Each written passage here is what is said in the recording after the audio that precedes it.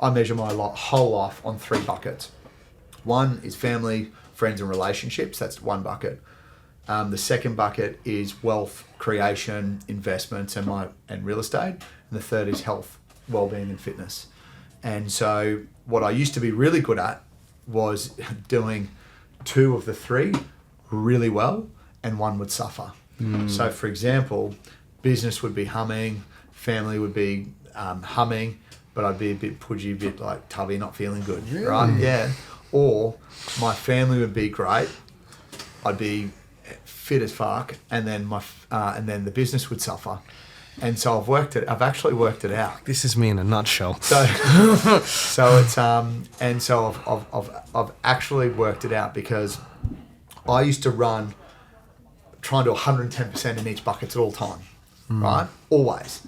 As soon as you do that, everything will fail. And I'm sort of working this out the older I'm getting, because the older I'm getting, I know, like, even though I feel good, my training's different. Like, I'm not going to go and do a 200 kilo squat anymore. No chance. Like, I don't need to do heavy weights. I don't need to do those things. I just want to feel good.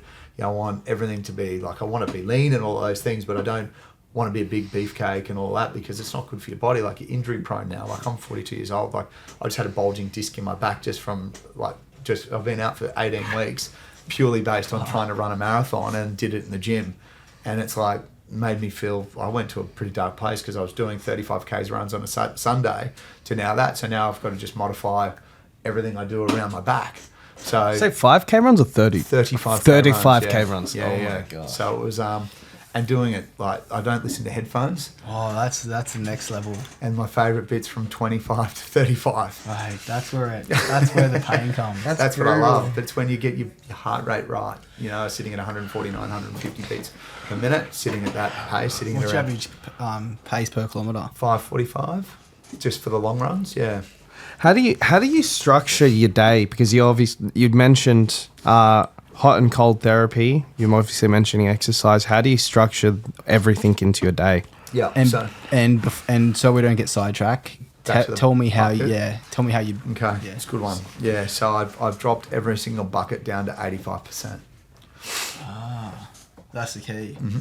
Yep. So it's like, because if you do 110 in every bucket, you're going to burn, right?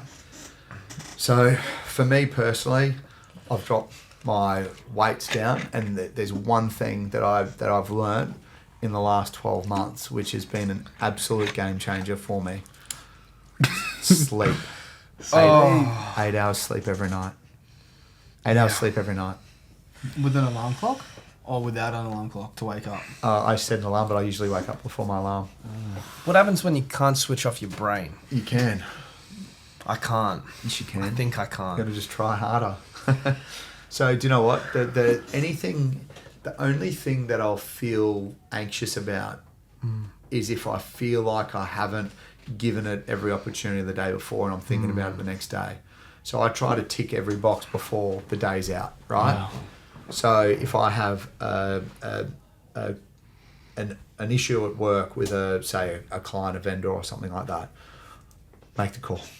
It's harder not to make the call than it is to make the call. Do you know what I mean? So just get it done. Anything that's going to make you feel anxious to go to sleep about, make sure you clear it off the day before, or do it that day, and write a list of all the things you need to do. They're the only times I feel anxious or guilty about something, if I feel like I haven't given 100% to resolve whatever it is on that day. So, and I do have a pretty good tolerance level now of being able to. And I feel like if I've done everything right, and I've done everything right, I'm fine, totally fine. Yeah. And it's like, stress is a killer, mate. Stress is a big killer. And it's like, if you're feeling stressed, you got to probably, exercise a little bit more, go and talk to someone about it. Like, mate, my whole life, I used to stress about what people thought about me. Literally. I used to think about a social media post before I posted it, because I thought about what people would think. I could not give two fucks anymore. Like, literally. And if someone actually feels like that, they're going to troll you or whatever, man, that's sad. So sad. And you know what I mean? Yeah. And that's, it literally, for me now, I can literally go to sleep, no worries. And I train every day. So the 8 hours sleep. 8 hours sleep. every day for me has been an absolute game changer. Try not to drink between Monday and Fridays. Is there caffeine in the week? Absolutely, yeah. I've got 1 and 2 long blacks every day. That's it. But nothing great in the morning early. Never after 12. Where do you fit in the ice bath and sauna? So this is the other thing, right? So everyone likes to go, and this is just seasons of life, right? So I've got 4 kids now. So when we had our 4th child, I wanted to, obviously when my wife was pregnant, she needed help at home with the kids in the morning. So what I have been able to do by obviously been doing, I'm not saying that everyone can do this, but this is just my season of life, which has made it really good for me, is I ended up moving my training sessions to lunchtime. So go to bed at 9:30, I can sleep until 6, get up with the kids, make their breakfast, do their lunches, drive them to school 8:30 every morning. Right? And kid drop off every day. That was my time to be able to hang with my kids, spend quality time, uninterrupted time with the kids as well, which is really important. I've got an 8-year-old, 6-year-old, 4-year-old, and a 7-month-old now. So spending authentic, genuine, valuable time with them is really important to me. And doing the school drop-offs, which is really cool. So that's allowed me now to go to bed at 9:30, 9 o'clock, wake up at 6. There's your 8 hours, easy. And you know what? Stop scrolling Instagram before you go to bed.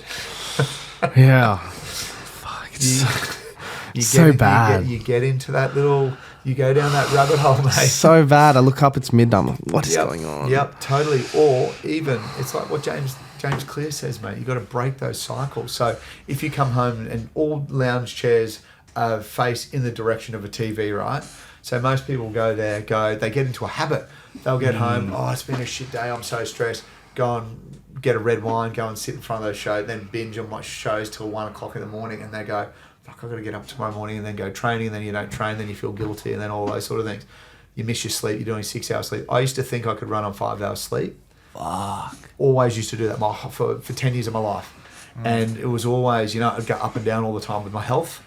And then it got to a point where I was like, nah. So I see a trainer 3 days a week. It was amazing. It's amazing what you can do in those days. But the other days I'd sit there and I'd do my own training as well. So I try to train 5 days a week, do yoga on a Saturday. I've now got into Pilates, which is amazing. Everyone that says, Pilates is not hard enough, you haven't tried Pilates. Pilates is hard. It's actually good. really hard. It's really good. Gavin Rubenstein does Pilates. It's fucking too hard. It's amazing. It's changed my life. Like I do 2 private sessions a week now, which is amazing. Wow. It's like, and that's probably why I feel so good. But yeah, so I train I make the time to train. So I'll either do a sauna or an ice bath after the training session. So I'll always tag it on. But what happens is I drop the kids at school from 8:15, so I'll be in the office by 8:30. Then I'll be super productive all the way through till 12. Then I have my PT session, go get lunch after that, back in the office by 2, super productive till, however, Monday, Tuesday nights is generally till 8 o'clock usually.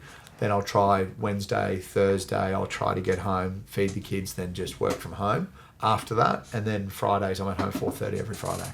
4:30? Yeah, and then Saturday awesome. I work. But this is the problem, right? Like, most people go, work-life balance, real estate's hard. I might take a day off during the week because I work Saturdays as well. Absolute bullshit. You cannot. If you can afford to take a day off during the week because you work a Saturday, you don't have enough on. So I can't afford. So I've done 17 years of 6 days a week. And what's funny is if I do have a Saturday off when I'm not on holidays, I'll be like scrolling or ringing people what's going on with the deals. I'll be at a wedding, I'll be like, text me what's going on, all that sort of thing. And that's because I love it as well, but when I'm off, I'm off. When I'm on. And there's a big distinct definition in that. So like literally, so I'm off now and it's like I'm down the coast, I'm with my family, it's amazing. Like literally turn all my phone's diverted. I've got turned off all of my emails, turned off all of my WhatsApp notifications. Wow. That's awesome. Yeah, and it's like it's actually being able to have very good quality time with yourself and with your family. Down here, I've set up I've got a wellness center in our garage. I've set up sauna ice bath in there, a little gym. Oh, so we can do it every day. That's so it's it. like, Let's go. But it's weird now because it's in my life. I'll look up hotels anywhere around the world when I go for a trip. And one of the big deciders of whether I go to that hotel is one, if it's got a sauna or an ice bath in it, or if it's got a sauna and ice bath facility around it somewhere. Wow. That's killer. How long have you been with that, doing that routine? 5 years. 5 years with Ice Bar Sauna? Yeah. Wow. Yeah. It's game changing. Yeah. Absolutely game changing. So before any auctions, so my business partner Hazley knows that if we have auctions on, he knows my routine. If it's on a Saturday morning at the Carlisle, I've got yoga at 6 till 7, then sauna, ice bath. If it's a nighttime one, I'll finish at 4. If it starts at 6, I'll finish at 4, go sauna, ice bath till 4 till 5, then into the auctions. And it just changes how you feel, how your brain feels, how you like. It just makes me a better functioning person. It's like a runner's high, isn't it? Like, I love it, mate. It increases your dopamine levels, gives me clarity, makes me feel good. It's amazing. So it's why wouldn't you? Is the routine you run now? Can that routine be implemented for someone that's in the breakthrough period where they need to be sacrificing? That's a good question. When you're in the breakthrough phase, yes, you can. But what happens is, I don't know. I went the other way. I'd be sitting in the office, and I got quite pudgy because I was like literally working in the office. There was like this really nice Indian shop across the road. roll over there at 7 o'clock at night. If I knew myself the way I know myself now, I wouldn't have done what I did then. I would have been the healthy, fit way. I'd be up and down, but I also didn't have my buckets in check either. So I'd be like, I'd either be, girlfriend going really well and trying to do a little bit of time there, and then the business would be suffer, but then my health would be good, and then I could never get it all balanced out right. But I think the key is for anyone that does it, you can't do everything at 100%. Yeah. You can't do it. You'll burn out at some point. So you can dial it down a little bit, and it's and let's be honest, most people that sit there and say I work long hours, it's all bullshit. It's about productive hours as well. So look, we get paid to work when other people aren't working, and it's and what I find one of the biggest problems we have now with younger people or anyone in real estate is DocuSign has been the worst problem we've ever seen. Is because they'll send a contract to someone that lives 2 streets away without actually going to see them face to face. So it's so you know what I mean. But it's but now if I was to do it again and to answer your question, I'd be doing knowing what I know now. I'd be doing what I'm doing now then for sure, and I would have had much more success rate and quicker. 100%.